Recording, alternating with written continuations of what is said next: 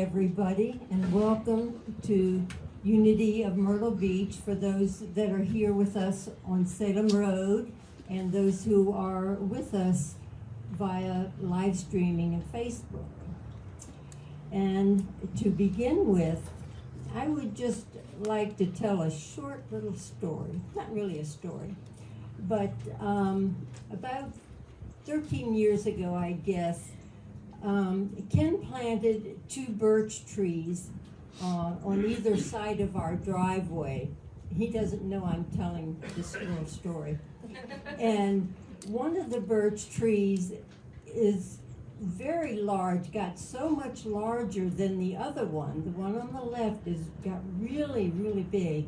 And that's probably because there's a swale right next to the one on the left.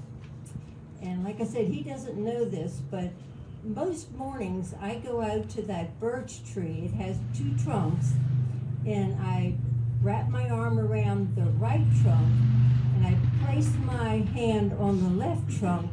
Yes, I am a tree hugger.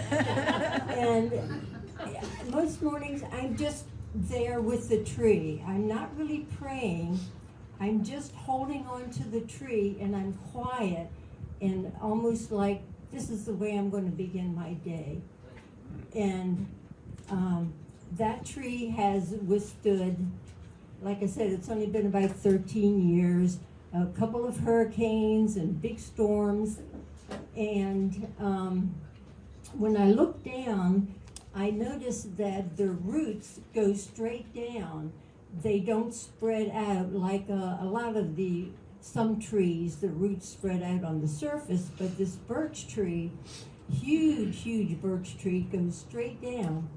And it sort of reminded me of our roots. How deep are my roots? How deep are your roots when storms come or troubles come, problems, whatever stresses in your life, because they will come? Are your roots, are you rooted deep enough to hold you up? Just to leave a little something for you this morning. Preach it, girl. So. Okay, well, to begin our music this morning, our wonderful Unity Band will be sharing with us Breathe Through Me.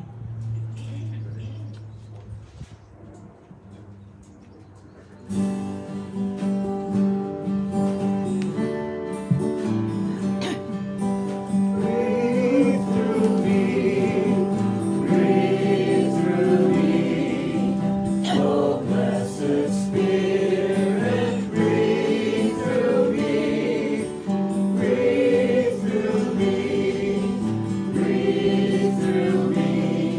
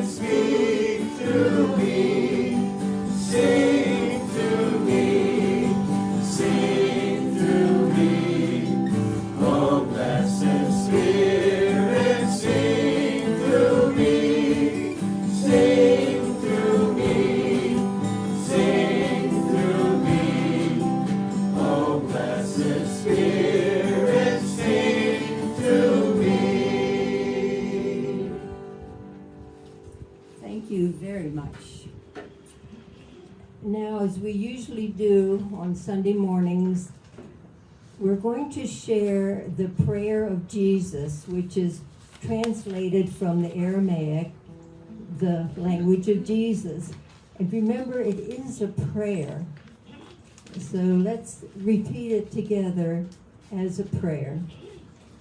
Father, Mother, Birther, and Breath of all, create a space inside of us and fill it with your presence.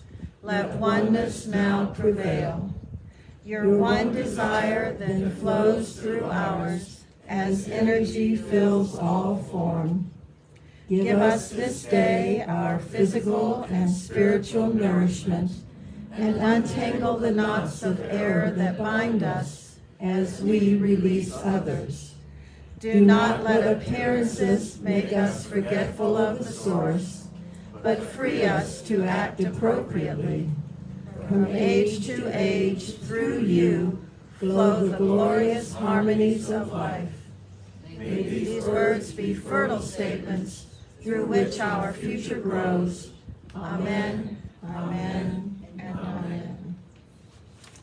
And for our daily word this morning, which is a Unity publication, the title of it is Joy.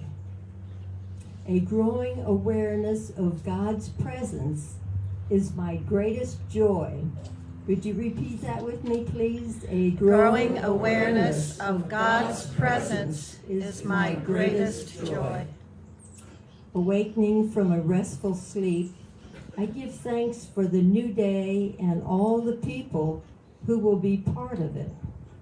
Although I cannot know what will happen as this day unfolds, I remind myself that everything and everyone might lead me to a deeper awareness of God.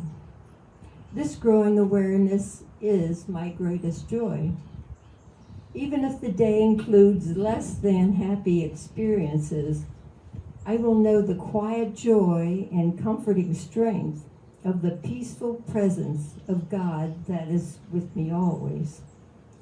I will rejoice today in being alive, able to think, to feel, to appreciate the sights, sounds, and aromas that fill my environment. I will discover joy anew as I recognize each person I meet today as a unique expression of the wonder of God. And our Bible reading is from Psalms 118:24. This is the day that the Lord has made. Let us rejoice and be glad in it.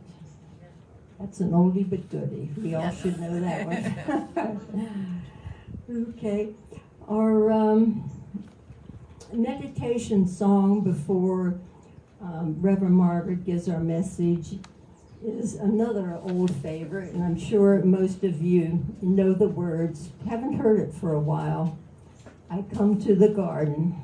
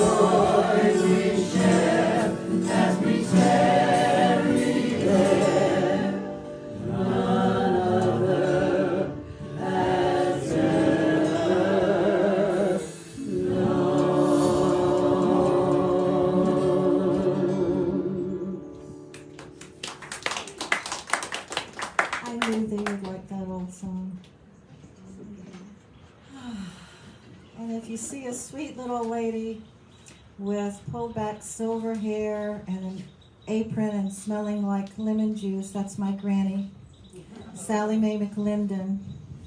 And she loved that song and she hummed it a lot in the kitchen. So let's take a deep breath and remember all of our beautiful beloveds in our lives,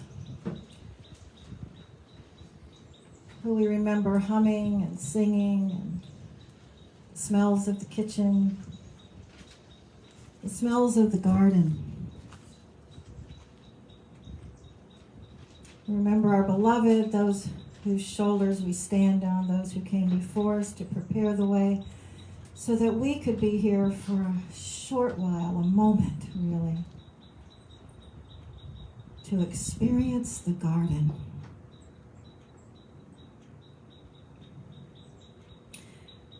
This old traditional song is so very easy to look at metaphysically. We come to the garden alone. When we enter the kingdom of heaven, the Holy of Holies, the center, the core of our being, we enter that place alone. We take a deep breath into the wisdom and the awareness that we are a part of everything.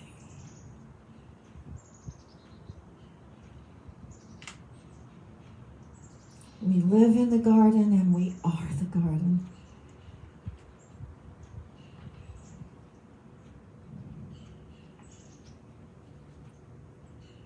And the voice we hear, we can call it the voice of spirit, we can call it the still small voice, we can call it the voice of Holy Spirit, the voice of God, we can call it the voice of our own highest consciousness, the I am, the one presence, the voice that we hear.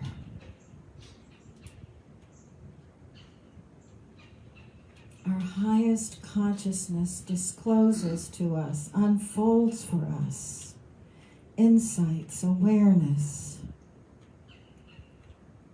We approach the garden to listen, to be still, to see and to understand.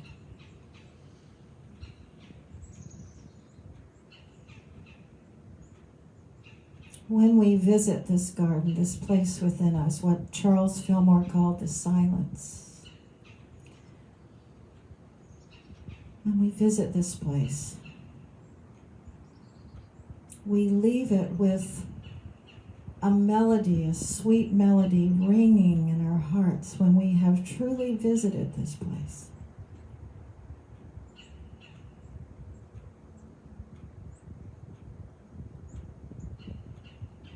It is a place that every great spiritual path has spoken of.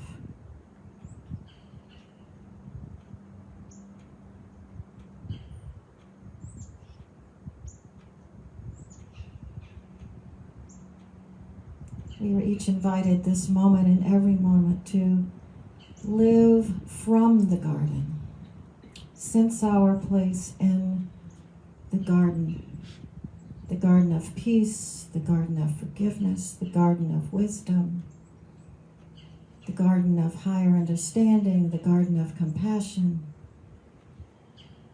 the garden of oneness. We pray to enter this garden often and to, in fact, live from this garden.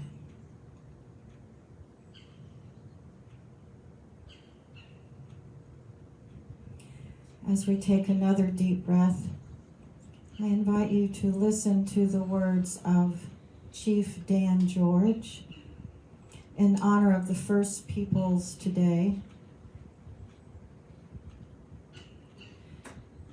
Chief Dan George wrote, "The beauty of the trees, the softness of the air, the fragrance of the grass speaks to me.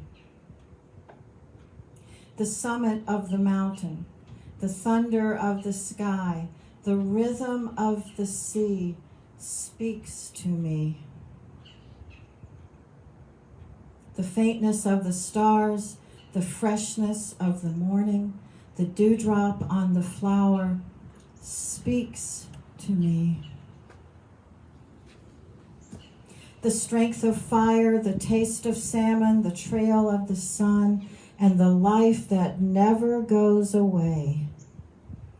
They speak to me, and my heart soars. I invite us to breathe into that divine idea,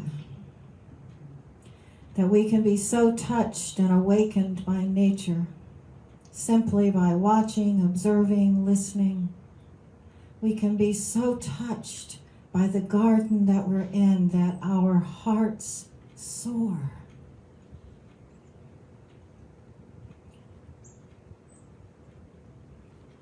Even to the point of feeling joy, as our daily word spoke about this morning.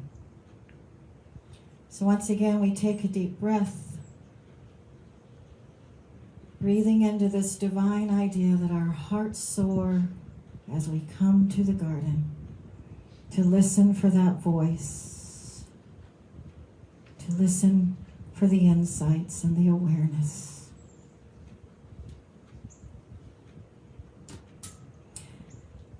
And we give great thanks as we breathe into gratitude and we say, so it is and so we let it be. Namaste. I want to thank the band for being so flexible because we switched gears on them at the last minute to sing in the garden, and they rose to the occasion. And I do believe that's the most beautiful I've ever heard it. Really, truly. Yeah. We need more of that. Yeah, we need more of that. We need more of In the Garden. Yeah, that kind. That kind. You know, because a lot of us grew up with that song, and so it brings a wash of hopefully good feelings, good memories. It does for me. So we're talking today about what our gardens teach us, and I realized right away that this was not a topic I could do in one Sunday message, and so this is part one of 2 messages on what our gardens teach us. Several weeks ago, I was contemplating what some of my upcoming Sunday messages might be. And do you ever get to a point where your mind just won't cooperate for a while? And so, so I have to switch gears, and often my gear switching involves going out into the garden or taking a walk, but going out into the garden. If I can dig in a little bit of dirt, my mind starts working right again. Yep. Well, more right. Yeah. And so when I did that several weeks ago, and as I was digging in my dirt, the message came to me, talk about what our gardens teach us. So of course, that is such a wealth of ideas. So what kind of gardens are we talking about? Of course, there are many kinds of gardens. And when I first thought of this topic, it was the gardens of digging in the soil and planting our seeds and watching things grow. There are other kinds of gardens. There are gardens of community, gardens of our relationship, gardens of our children and grandchildren, kindergarten. I see libraries as gardens. I love to go into libraries and smell the books. I don't know how that's going to work in the digital world. But I love going into libraries. It feels like a garden to me, right, of knowledge. You can feel the activity of people's minds. The being present in the garden, being in gratitude is the garden. Can you see that? Yep. Excuse me. You know, usually I have a handkerchief in my pocket. Honey, can you open this for me? Or here, honey, would you open it? When we're present, we're in the garden. Do you agree? When we're present, when we're listening, when we're paying attention, when we are watching, when we're observing. I have noted that if I'll just go out and sit on my deck for just a few minutes, thank you, brother, Sister? I will see my garden and the aliveness of it. I don't even have to spend much time out there. The hummers will come, the bees will come, the birds will come, the squirrels will come, the anoles will come. The garden is always alive. And the good news is I have the gift of going out there on occasion and spending moments being refreshed by the garden. What is your garden that you're working in? We know for Carol and Ken, they're avid gardeners. Part of, their lives have been dedicated to the growing of things. And I feel so encouraged that today is Carol DeLude's 80th birthday.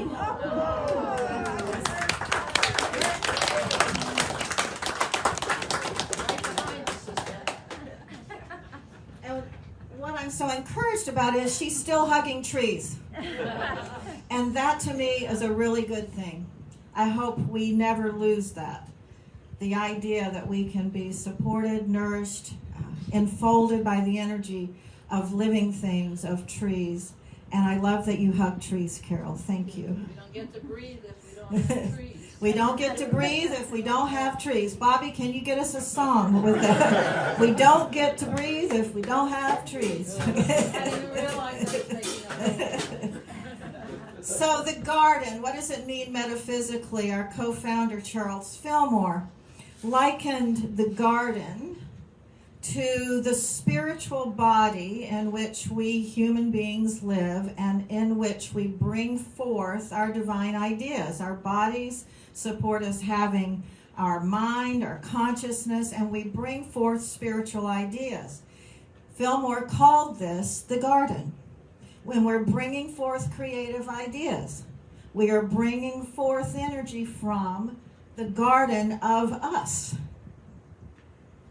He said the garden is the substance, it's the essence, it is the one presence. That is the garden. It's the all-encompassing creative one. We might call the garden the field, as the quantum physicists call it. The field of possibilities is another way to talk about the garden. So let's breathe into this idea. You and I are the garden. We're the garden of spirit. And we're also creating the garden. Literally, we create gardens around here. What about the garden of our consciousness? What's growing in the garden of my consciousness today? What's growing in the garden of your consciousness today? It's also fun to think about the Garden of Eden and where exactly it is.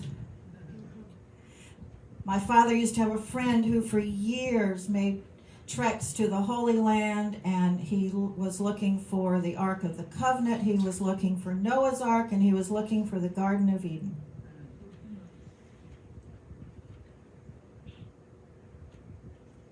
What if this entire planet is one way to talk about the Garden of Eden? And what about if our consciousness is another way to talk about the Garden of Eden? And in the Garden of Eden, we can focus on that which appears to be evil or that which appears to be life-affirming. It's also fun to think about the garden we're living in terms of we're living in a garden of planets and a garden of galaxies and a garden of multiverses. We are a part of a very large garden. And With a lot of family. We're what? With a lot of family. We have a lot of family. So in Arabic, the word garden is Jannah, and in Hebrew it's Gana, G-A-N-N-A-H, or Ghana. And it literally means, the garden, that word literally means a covered or hidden place. And in the Holy Land, gardens were designed as walled enclosures with paths winding through, with shade trees, fruit trees, little canals of water running through, fountains, herbs, aromatic spices. The Bible is full of description of the gardens. There aren't very many trees in the Holy Land, and there's 4 or 5 months out of each year where it doesn't rain. So gardens are very important spots where they've either drilled down for water or they found a way to channel the water into the gardens. And it's not only for growing food and fruit trees, it's for the shade. You live in a desert place, you need shade. Around here, we know how important shade can be in the hot, hot summer. So gardens were supposed to be considered to be dwelling places where we would be refreshed. So metaphysically, when we take time to visit that Holy of Holies, that kingdom of heaven, that garden within us, when we take time to do that, we emerge refreshed or renewed or regenerated. That was the purpose of gardens. Jesus went to a very important garden. You remember that garden? He went to the Garden of Gethsemane. Metaphysically, the word Gethsemane means the process of eliminating the old consciousness and entering into the new way. And Gethsemane literally means wine press or oil press. A garden where we went to get our olive oil. How many of you buy cold pressed olive oil? Yeah. Our olive oil is pressed. That's why we can have it. Our wine has been pressed. The grapes have been pressed. So in the Garden of Gethsemane, Jesus went there the night he went to pray and was given, it appears, a choice. And in that garden, it sounds like in the story that Jesus was pressed to say yes or no to this moment in his experience, his journey, that would affect the entire world. We might say Jesus in that garden was pressed to allow his highest consciousness to be expressed. And some of us have stories about when we've been in our own gardens of Gethsemane, struggling or wrestling with a choice that felt hard or painful or frightening. Is that true? Yeah. Yes. I didn't think I was the only one. So what do our gardens teach us? We're looking at this metaphysically and literally. Dig deeper. Dig deeper. Take out more weeds. See the bigger picture. I was thinking this morning on the way here about a garden experience we had years ago when we had the 14 acres in North Florida with the Healing Center. And one of our colleagues, Betty Luna, and her grandson might be watching this morning. We had a ceremony one evening at dusk, and it was a very sacred ceremony. We marched from the big house down the hill to the lake, where we had a whole acre that had been rototilled, and we were attempting to do organic gardening. And I had ordered 5,000 ladybugs from Organic Gardening magazine, and they arrived in a little, like a cottage cheese container. And the idea was you release them at dusk, and many of them will stay in your garden, of course, and your neighbors will also have the benefit. But they stay better if you release them at night. They get used to this is their new home. And we marched in a very sacred, holy way to release the ladybugs. We told our neighbors about it later, and they looked at us like we were in need of prayer. But their gardens benefited too. And you see, that's the thing about gardening. when we take care of our own garden, whether it's the inner or the outer garden, the other people around us benefit. They benefit from the good energy of your thoughts, your energy, and also the good energy of your literal garden.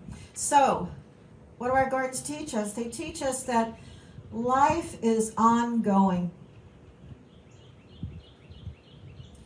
If you don't know that for sure, go spend time in a garden.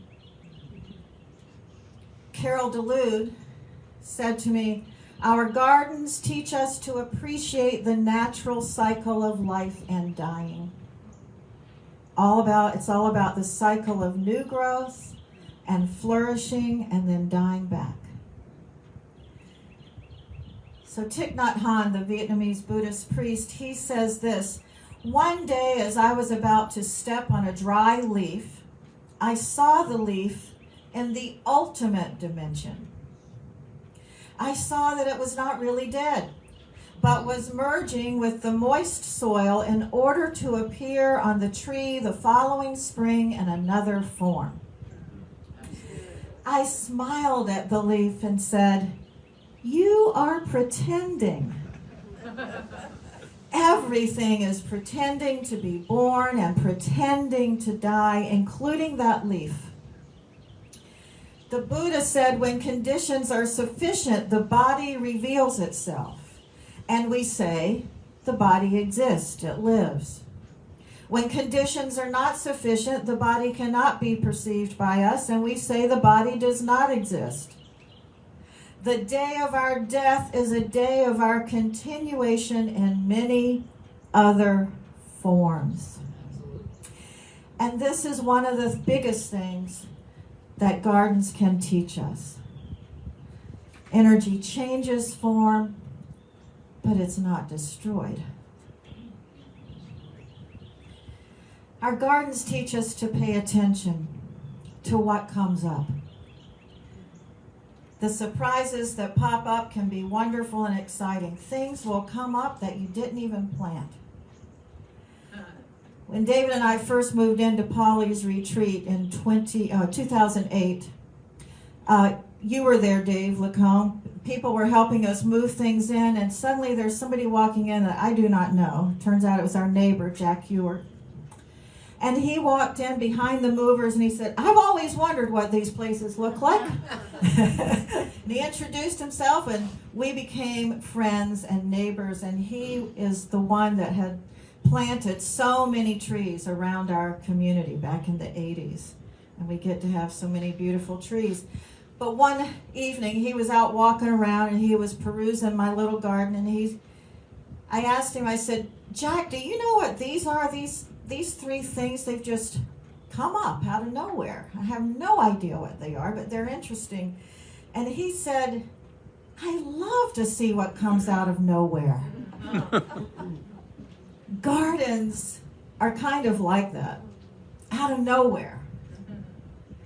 You know, we don't know if they're weeds or herbs or helpful plants or something exotic, something that we need to be pulling out, but they're always worth looking at. Don't always assume that they need to be pulled out. Maybe a wonderful gift for you, something that has come out of nowhere. Ralph Waldo Emerson said, "A weed is a plant whose virtue is yet to be discovered." Okay, let's see if I repeat that. The weed is a plant whose virtue is yet to be discovered. Ralph Waldo so Emerson. don't be judging those weeds. Like I know. On one of the routes where we've walked our four-leggeds through the years, one of our neighbors, one year, his entire front lawn was dandelions. And I kept walking that route because I was so thrilled that he was letting his lawn go to dandelions. You know, some people kill them on purpose. Have you ever had dandelion tea or dandelion wine or dandelion greens? Yeah. Or a wish. Or take a wish on the seed head. Yes. So one day when I was walking by there and the dandelions were in full bloom, his little 3-year-old daughter was running through the dandelions, just gleefully expressing her excitement. She was so gleeful. And I thought, that's worth having a lawn full of dandelions. That is the best. And I later went up to him and I said, do any of your neighbors say anything? He said, oh yeah. I said, then you need to show them a video of what I just saw. It was worth it. It's a memory that I'll never forget. I'm sure that he won't either. His little girl running through the garden. You know, sometimes in our lives, things just come up. They come out of nowhere. Events, circumstances, people. People that surprise us, people that delight us, people that make us think, people that help us grow, people that help us to maybe examine or re-examine our beliefs or our prejudices or our old ideas. It's important to pay attention to what comes up. It's important to listen to the messages that come up. You know, last Sunday afternoon, I went and spent a few hours with Bunny Lennon, who is in the hospital. She's out now and doing better. We were having a good laugh. She said, you know, when we met years ago, she said, it was kind of odd that we liked each other. She said, we're kind of mismatched. And we can examine what all that she meant by that, but the point is, sometimes the greatest joy and delight comes from that which feels mismatched, right? For your life or for your beliefs. It's fun to see what comes up. Some of you have heard the story when David and I lived in Santa Barbara and there was a huge storm and mudslides, and the creek behind our house, we listened all night to the boulders rearranging the creek. The water was that fierce. A few people were washed out of their beds. I think one person died, the judge. And there were animals washing down from the mountains and the mudslides. And so there was a stench. For weeks there was a stench, muddy, muddy stench. David and others, we got out, we cleaned up the mess, raked away mud and debris, and for a couple of weeks the neighborhood smelled really, really bad. And then we started to notice something. We started paying attention to the things coming out of nowhere. Plants just coming up. Things that we had no idea what they were. People who'd lived there their whole lives didn't know what they were. And then suddenly there were people from the University of UCSB, University of California, Santa Barbara.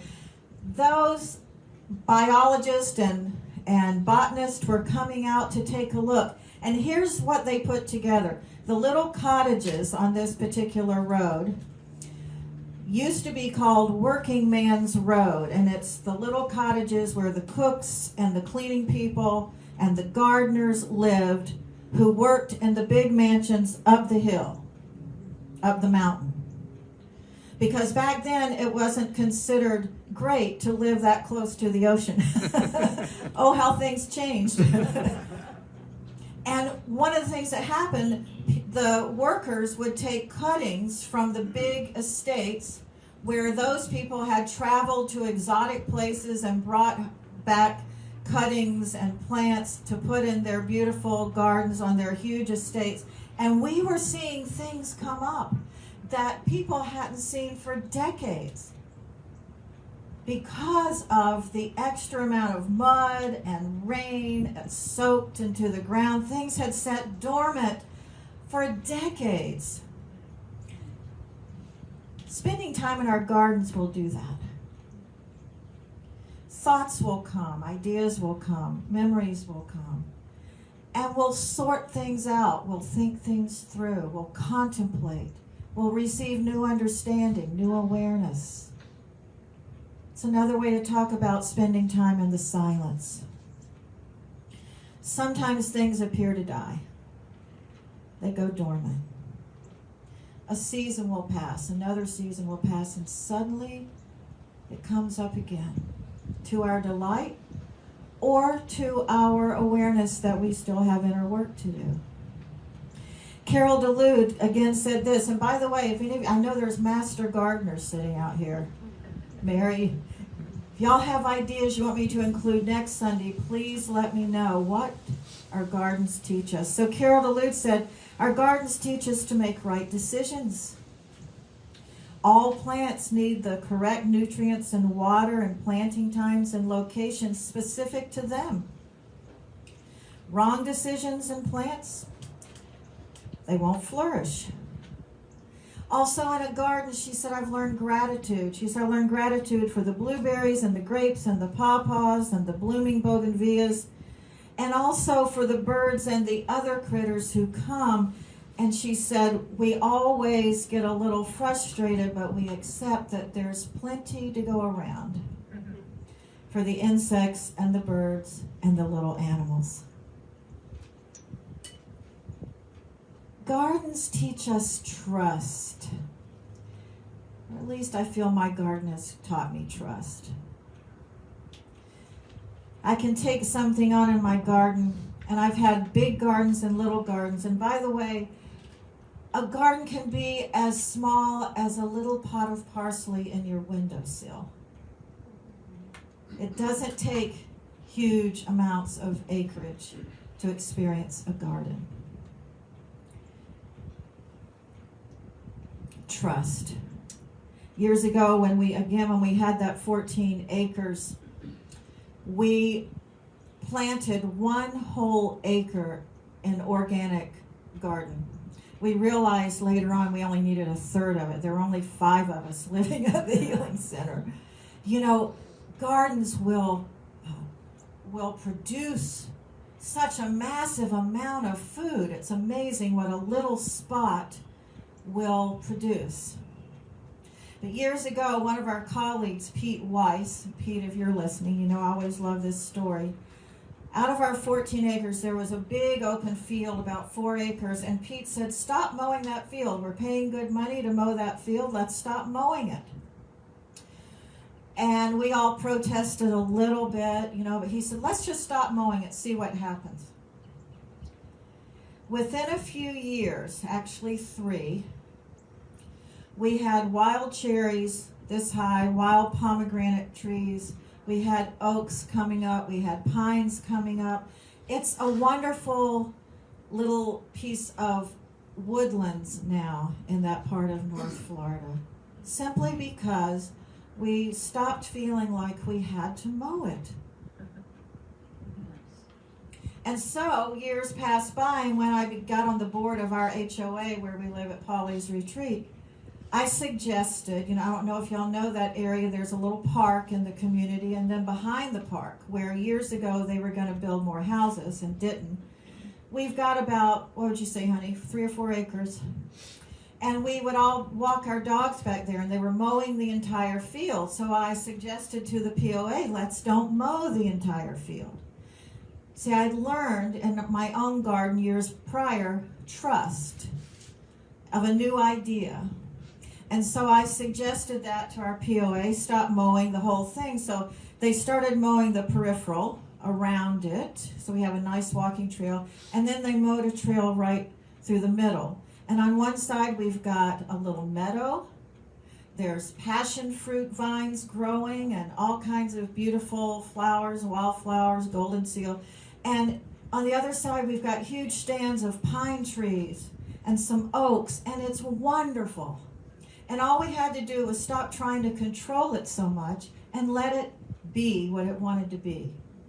A little bit of woodlands. That's trust. Another story about trust, if we let nature be nature and let our gardens be what they want to be.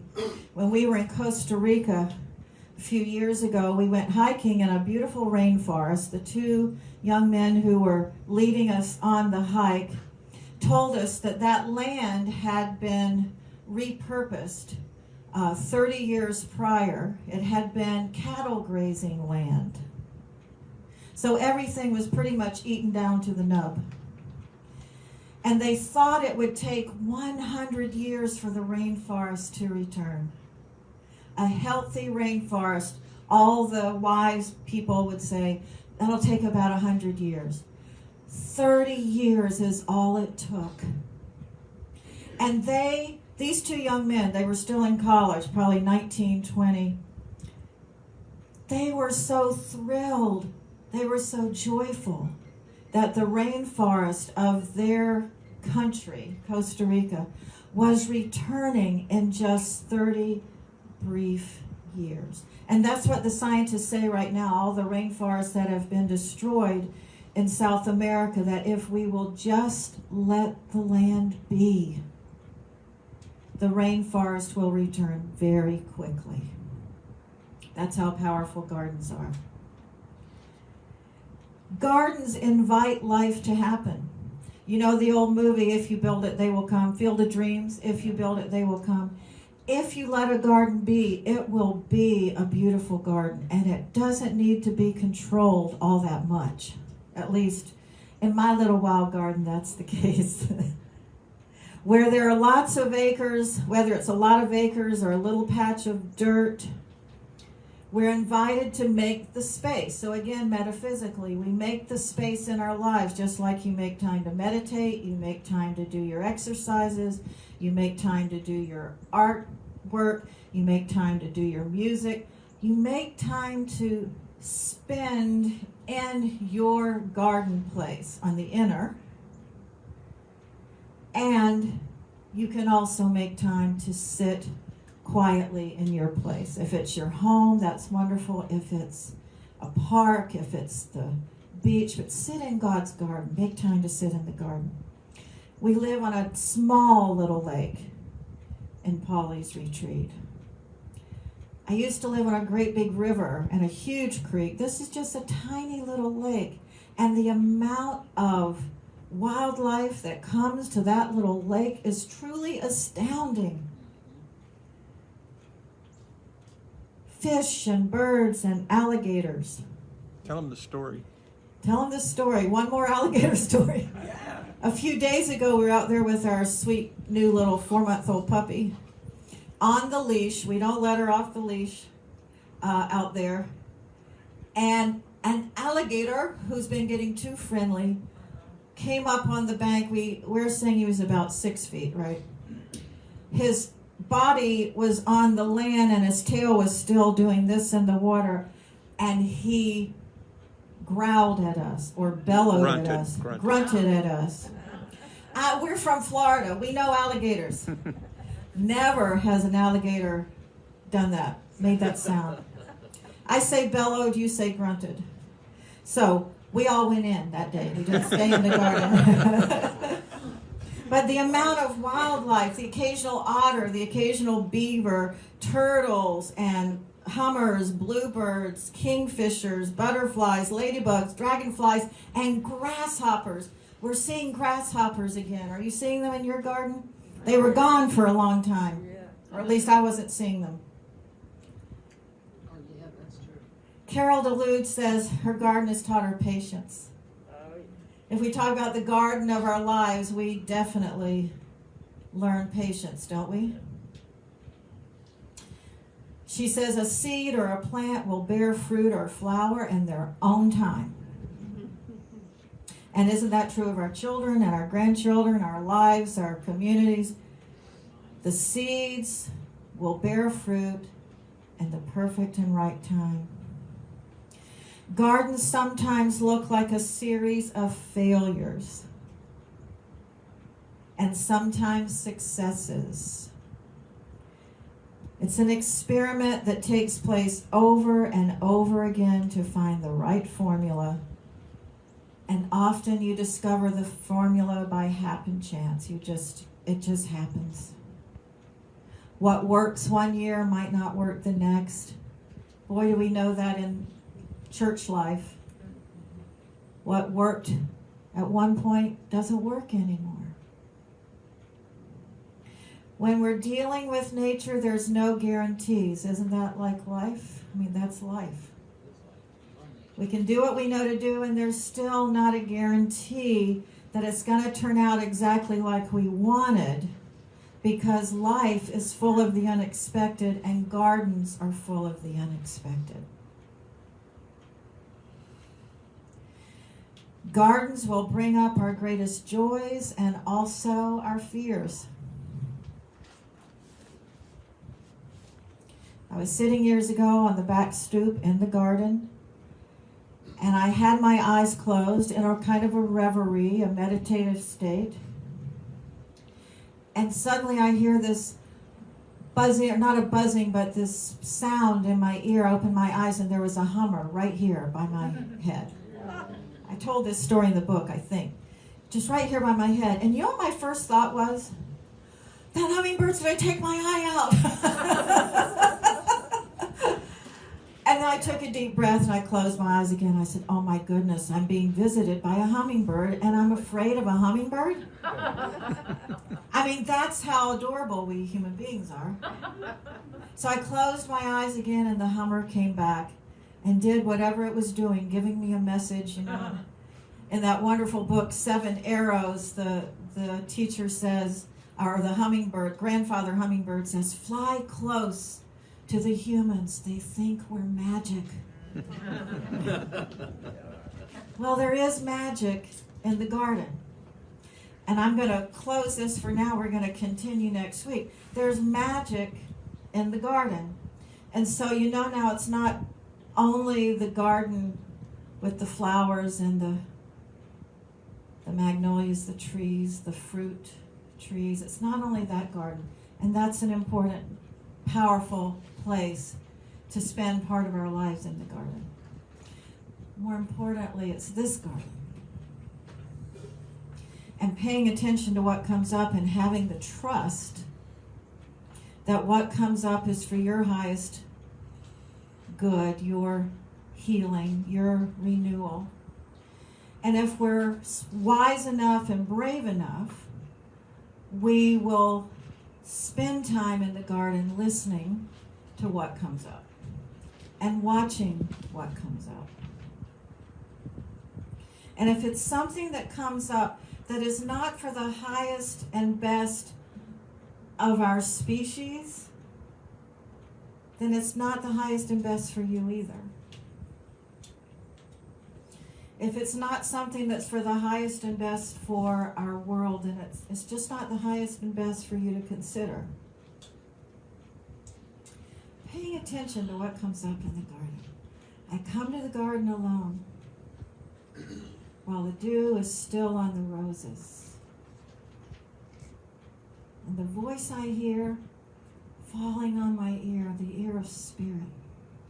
The Son of God, the highest consciousness, the voice of the Christ consciousness, of love consciousness, that voice falls on my ear.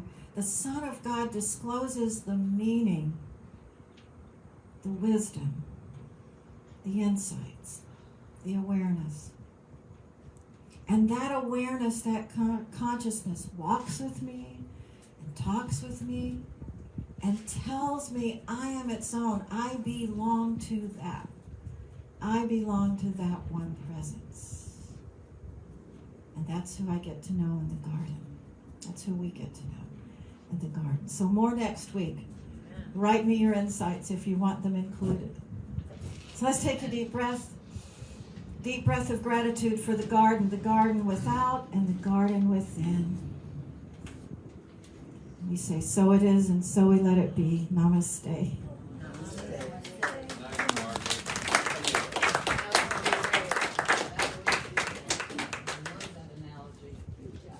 I always say I have a brown thumb. I'm making a joke because I have a garden. Now I'm never going to say that again because I always dig in my garden. Thank you so much, Margaret. That was wonderful. Yeah. We look forward to your message next week.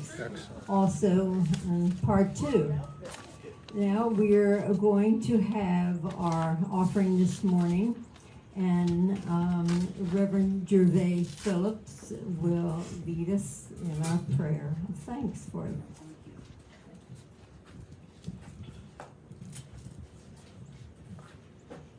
Well, in the eastern part, India and places like that, they talk a lot about karma. Jesus talked about what goes around comes around. Everybody knows about that, right? Yep. And so, what we give in love and joy comes back to us. And so let's take our tithes and offerings and hold them in our hand now. Last week, I think it was last week maybe, before, Dan came up to me and he says, I give my offering online. I said, well, all I have to do is punch a little button here that says, give unity, and put the number in, and it's done. So that's why I'm not putting it in. So maybe you're doing that as well. But others are holding their tithes and offerings in their hand and getting ready to receive it. So let's give our blessing to them.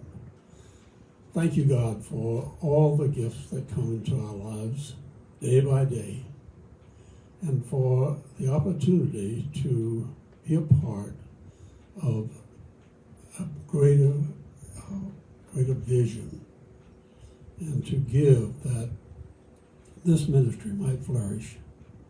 Thank you, God. So it is. So it is. Amen.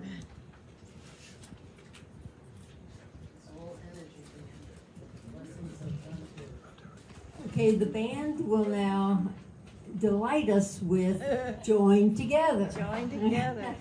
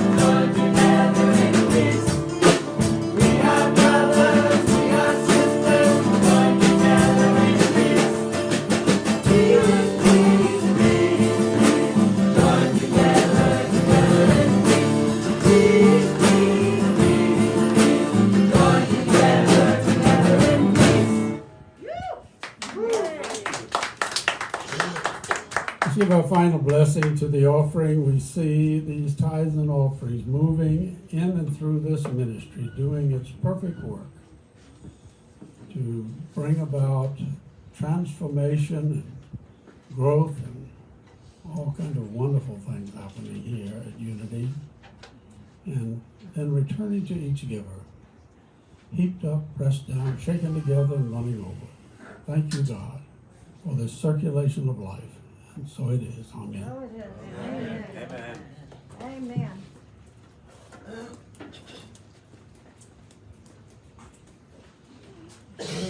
Okay. Okay, everybody get it ready for the exciting part of announcements. Yay! First of all, there is a prayer box on the table back here. You can send in your prayer request. Write it down, put it in the box, or send it in by email to us, and we'll make sure that our prayer team gets it. And also, we send it to Silent Unity for 30 more days of concentrated prayer. Also on the back table or on your general reminder that is sent out every week, we have our list of outreach places. We give to Helping Hands, we give to Family Justice, we give to the Boys and Girls Club. Those handouts with the needs are back on that back table and also on the general reminder. If you're not getting that email every week, it means that the office, Charlene, does not have your accurate email, or you need to look in trash or spam. Your October month at a glance is available to tell you lots of good things that are going on, which include our speaker next week, again, will be me. And again, I will look forward to hearing what is going to be said. I get as excited maybe as some of you do at what comes through. On the 24th, if you'll see on your October month at a glance, please mark your calendar. Let your friends and neighbors know Ron Days is going to be here. Some of you know him from Brook Green Gardens because he is the Gullah Geechee culture and heritage interpreter. And he will be here speaking with us about how to stay faith-filled. How to stay faith-filled. How to stay, I'll be serious. How to stay faith-filled beyond all appearances of world events and uncertain times from the perspective of the Gullah Geechee culture and heritage. Won't that be great? So that's the 24th. So make sure you remember that. Handout on the back table about exciting things going on, including our October Tuesdays. They are our workday Tuesdays. So out here from 10 to 1, last Tuesday, we had a great group. We were organizing the barn, getting ready to decide what we're going to sell, give away, release, getting the barn cleared for the ultimate build of our sanctuary, the refurb of the barn for our sanctuary.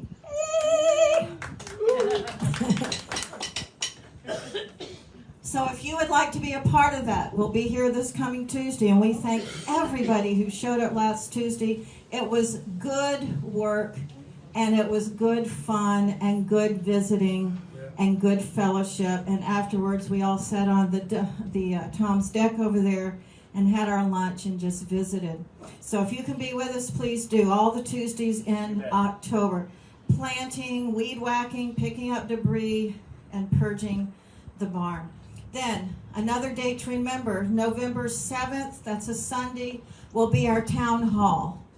And that will be a time when we will talk about the plans for the refurb of the barn and talking about any of your questions, anything that you would like to talk about or offer or suggest.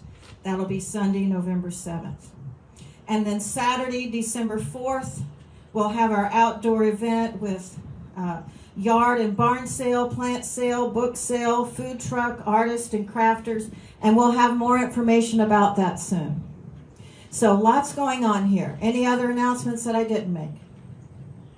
Okay. There's pineapple on the table. Oh, there's chunks of pineapple on the table. If you feel that you need a chunk of pineapple, they arrived. Must have been from Rusty. Okay. Straight from the garden. Straight from the garden. Okay, y'all, we are going to take a deep breath. We're going to say our last prayer for the day here, which is an updated prayer of unity, inspired by James Dillett Freeman's Prayer for Protection. So you have it on your Sunday handout. All together, please. The light of God surrounds us. The presence of love enfolds us. The power of peace protects us, and the one presence that lives within all creation enlivens us. Wherever we are, love is, peace is, light is, God is, and all is well. And that's the truth. And now we're going to sing our peace song. Again, we sing it like a prayer. We'll see you soon, maybe out here Tuesday, next Sunday. Okay, here we go. Stand if you can, if you want.